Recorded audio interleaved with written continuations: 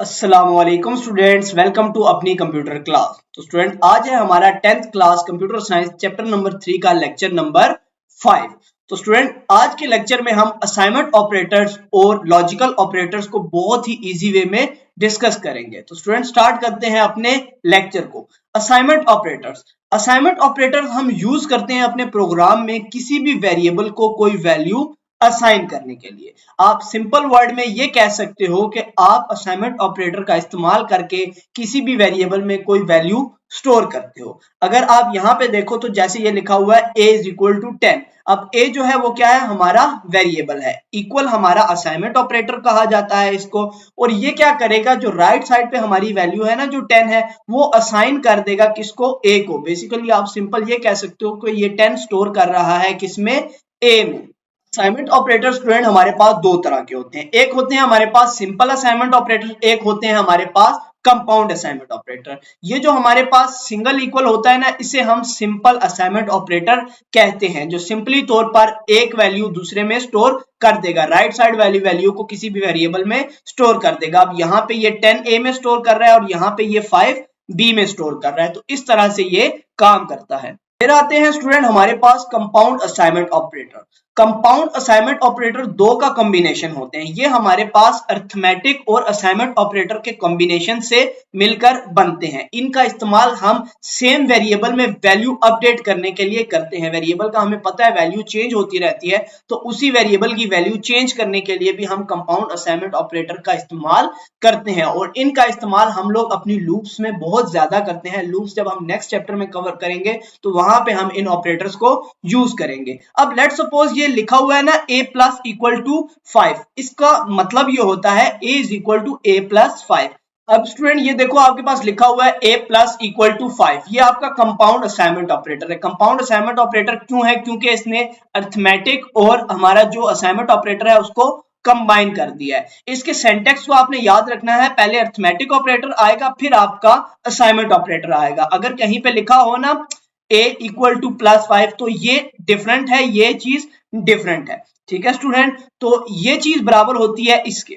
ठीक है, ये जो एक्सप्रेशन है ना ये वाला इसकी सिंपल फॉर्म है। आप दोनों लिख सकते हो, दोनों का मतलब एक ही है। दोनों का मतलब ये है कि a की वैल्यू में चेंज आ जाएगा, यहां से जो वैल्यू कैलकुलेट होगी वो हमारी a में स्टोर हो जाएगी। तो स्टूडेंट यहाँ पे आप स्क्रीन पे देख सकते हो, यहाँ पे आपके पास ना कुछ कॉमन कंपाउंड असाइनमेंट ऑपरेटर्स का टेबल बना हुआ है, जहां पे ऑपरेटर्स भी लिखे हुए हैं, उनकी लॉन्ग फॉर्म उनकी शॉर्ट फॉर्म दोनों लिखी हुई है। तो आप इसको यहाँ से बहुत इजीली अंडरस्टैंड कर सकते हो। पहले हमारे पास एडिशन असाइनमेंट, फिर subtraction, multiplication, division, floor division, modulus या एक्सपोनेंट, जितने भी हमारे असाइनमेंट ऑपरेटर्स हैं या जितने भी हमारे अरिथमेटिक ऑपरेटर्स हैं, उसको जब हम असाइनमेंट ऑपरेटर के साथ मिला देते हैं तो हमारे पास कंपाउंड असाइनमेंट ऑपरेटर्स बन जाते हैं। अब ये काम किस तरह से करते हैं हम ये भी डिस्कस कर लेते हैं। फ्रेंड्स, जैसा कि हम पहले भी डिस्कस कर चुके हैं कि कंपाउंड असाइनमेंट ऑपरेटर्स का यूज हम तब करेंगे जब हम सेम वेरिएबल के अंदर वैल्यू चेंज करना चाहते हैं। अब ये हमारे पास एडिशन असाइनमेंट ऑपरेटर है, जिसमें हमारे पास एक वैल्यू a की है एक वैल्यू b की है। यहाँ पे हमने कंपाउंड असाइनमेंट ऑपरेटर यूज किया है, कौन सा,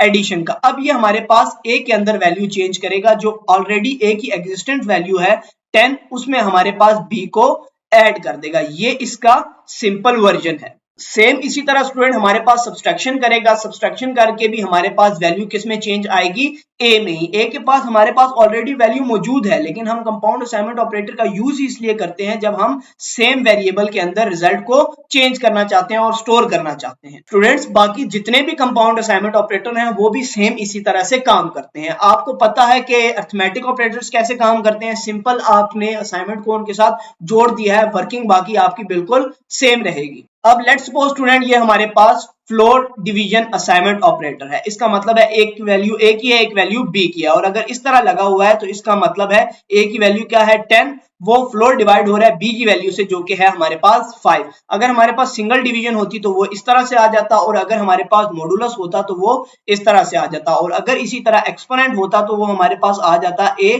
double exponent equal to b। इसका मतलब होता कि a की जो वैल्यू है 10, उसका डबल एक्सपोनेंट ले लो किसके साथ, b के साथ, जो कि है 5। तो इस तरह से ये हमारे स्टूडेंट कंपाउंड असाइनमेंट ऑपरेटर्स काम करते हैं। नेक्स्ट है स्टूडेंट बहुत important logical operators. Logical operators का इस्तेमाल करके हम मल्टीपल कंडीशंस या मल्टीपल एक्सप्रेशंस को कंबाइन कर सकते हैं। लॉजिकल ऑपरेटर्स से पहले स्टूडेंट हम लोगों ने कंपैरिजन ऑपरेटर्स पढ़े थे और हमने ये बात डिस्कस की थी कि कंपैरिजन ऑपरेटर्स को हम अपनी कंडीशन में यूज करते हैं और ये हमारे पास बूलियन रिजल्ट रिटर्न करते हैं। सेम काम हमारे पास लॉजिकल ऑपरेटर्स भी करते हैं, लेकिन वहां पे क्या होता था, हमारे पास कंडीशन एक ही होती थी। यहाँ पे हमारे पास कंडीशन दो आ जाती है।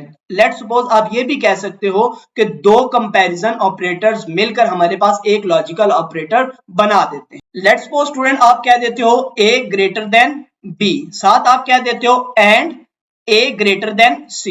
तो अब यहाँ पे देखो, ये एक कंपैरिजन ऑपरेटर के साथ हमारी कंडीशन बन गई और ये एक और हमारे पास कंपैरिजन ऑपरेटर्स के साथ कंडीशन बन गई। एंड हमारा लॉजिकल ऑपरेटर होता है, तो ये इसलिए हम दो कंडीशन के कंपैरिजन के लिए लॉजिकल ऑपरेटर्स का यूज करते हैं। स्टूडेंट्स, लॉजिकल ऑपरेटर्स हमारे प्रोग्राम में डिसीजन मेकिंग के लिए बहुत ज्यादा काम आते हैं। कॉमन लॉजिकल ऑपरेटर्स की बात करें तो स्टूडेंट एक है हमारे पास एंड का मतलब यह है कि दोनों कंडीशंस ट्रू होनी चाहिए।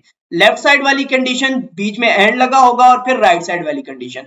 एंड हमारे पास तभी रिजल्ट ट्रू भेजेगा जब हमारे पास ये भी ट्रू होगी और ये भी ट्रू होगी, और हमारे पास कोई एक भी इन दोनों में से कंडीशन ट्रू हो गई तो हमारे पास रिजल्ट क्या आ जाएगा, ट्रू आ जाएगा। और नॉट क्या करता है, नॉट हमारी जो बुलियन वैल्यू होती है उसको रिवर्स कर देता है। अगर हमारे पास ट्रू है तो उसको फॉल्स कर देगा और अगर फॉल्स है तो उसको ट्रू कर देगा। इसका फायदा ये होता है कि हम मल्टीपल कंडीशन को एक साथ टेस्ट करते हैं और उनकी बेस पे डिसाइड करते हैं कि फर्दर हमने किस चीज की एग्जीक्यूशन करनी है। अगर स्टूडेंट हम एंड ऑपरेटर की एग्जांपल समझें तो एक हमारे पास ना रेंडमाइज एग्जांपल है, नॉर्मल सी कंडीशन की बेस पे नहीं है, नॉर्मल है। लेट्स सपोज मैंने कह दिया कि भाई x की जो वैल्यू थी ट्रू थी और y की वैल्यू थी वो क्या थी, फॉल्स थी। अब जो रिजल्ट में हम स्टोर कर रहे हैं x एंड y, x की क्या वैल्यू थी, ट्रू, y की क्या वैल्यू थी, फॉल्स। अब इसका रिजल्ट ट्रू होने के लिए इन दोनों की वैल्यू ट्रू होना जरूरी है, लेकिन वो ट्रू नहीं है तो इसका जो रिजल्ट आएगा वो क्या आएगा, फॉल्स आएगा। इसी तरह स्टूडेंट अगर हम और ऑपरेटर को देखें, x की वैल्यू ट्रू है, y की वैल्यू फॉल्स है और दरमियान में हमारे पास लगा हुआ है और लॉजिकल ऑपरेटर। और लॉजिकल कहता है कि अगर किसी एक कंडीशन की भी वैल्यू हमारे पास ट्रू हो जाए तो हमारे पास जो रिजल्ट आता है वो ट्रू आ जाता है, तो हमारे पास ये रिजल्ट क्या आएगा, ट्रू। स्टूडेंट्स, आप ये सोच रहे हो कि यार ये कंडीशन ट्रू होने से क्या मुराद है। जब हम नेक्स्ट चैप्टर में कंडीशंस पढ़ेंगे तो आपको ये बात समझ आएगी कि जब हम कंडीशन चेक करते हैं ना, कंडीशन के साथ हमारे पास एक स्टेटमेंट एग्जीक्यूट होती है। लेट्स सपोज हम कह देते हैं कि if a greater than b and a greater than c, ठीक है, एक हमने कंडीशन बना दी, इसके साथ एक प्रिंट की स्टेटमेंट लगी होगी a इज ग्रेटर, ठीक है। अब आप देखो हमारे पास दो कंडीशन है, दो कंडीशन कौन सी है, पहली चेक कर रही है a बड़ा है b से या नहीं, दूसरी चेक कर रही है a ग्रेटर है या c से या नहीं। यहाँ पे हमारे पास कंपैरिजन ऑपरेटर यूज हो रहे हैं, दरमियान में हमारे पास एक लॉजिकल ऑपरेटर आ गया है। लॉजिकल ऑपरेटर का हमने पढ़ा था, ये हमारी दो कंडीशंस को कंबाइन करेगा। अब ये कंडीशन ट्रू तब होगी जब हमारे पास ये वाली कंडीशन और ये वाली कंडीशन दोनों ट्रू होंगी। अगर हमारी कंडीशन ट्रू होती है तब ही ये हमारी प्रिंट की स्टेटमेंट काम करेगी, वरना ये हमारी प्रिंट की स्टेटमेंट काम नहीं करेगी। तो ये मुराद है कंडीशंस ट्रू होने से या कंडीशन फॉल्स होने से। एंड के केस में दोनों का ट्रू होना जरूरी है, और के केस में अगर कोई एक भी ट्रू होती है तो ये वाली स्टेटमेंट हमारी एग्जीक्यूट हो जाएगी। नेक्स्ट स्टेप स्टूडेंट हमारे पास नॉट ऑपरेटर। नॉट ऑपरेटर क्या करता है, हमारे पास बूलियन वैल्यू को रिवर्स कर देता है। अगर वो ट्रू है तो उसको फॉल्स कर देगा और अगर फॉल्स है तो उसको ट्रू कर देगा। एक इंपॉर्टेंट पॉइंट आपने याद रखना है कि जो हमारे पास एंड और है ना, वो दो कंडीशंस पे अप्लाई होते हैं, लेकिन जो हमारे पास नॉट है ना, ये हमारे पास यूनरी लॉजिकल ऑपरेटर है। मतलब कि ये सिर्फ एक वेरिएबल या एक कंडीशन पर अप्लाई होगा, ये दो कंडीशंस पर अप्लाई नहीं हो सकता। ये बहुत इंपॉर्टेंट ऑब्जेक्टिव है, इसलिए आपने इसको याद रखना है। अब जैसे यहाँ पे देखो x की वैल्यू ट्रू थी, y की वैल्यू क्या थी, फॉल्स। जब आपने नॉट x प्रिंट किया ना तो इसने इस ट्रू को रिवर्स कर दिया, क्या कर दिया, फॉल्स, और इस फॉल्स को रिवर्स करके क्या कर दिया, ट्रू। तो ये नॉट ऑपरेटर हमारे पास इस तरह से काम करता है, ये उसकी वैल्यू को रिवर्स कर देता है। तो स्टूडेंट उम्मीद है ये कॉन्सेप्ट आपके क्लियर हो गए होंगे। मिलते हैं नेक्स्ट वीडियोस में, तब तक अपना ख्याल रखिएगा। अल्लाह हाफिज।